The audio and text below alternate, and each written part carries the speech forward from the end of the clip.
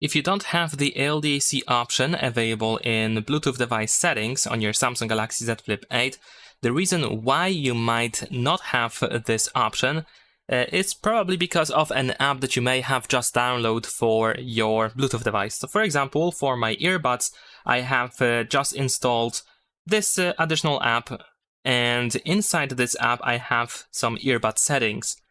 And in the settings, I can find the setting related to sound quality, and usually this is the reason why you might not have LDAC audio codec option or any custom high quality audio codec option in general in Bluetooth settings.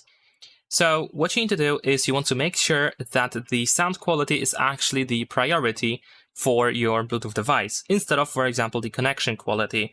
Now, of course, in the case of your app or in the case of your Bluetooth device, it might look slightly different, but generally speaking, you're looking for sound quality settings, and you just want to make sure that the high quality or the sound quality option is selected. So after switching, if I go back to Bluetooth settings, as you can see now, I do have LDAC option, and that's pretty much it. Leave a like and subscribe.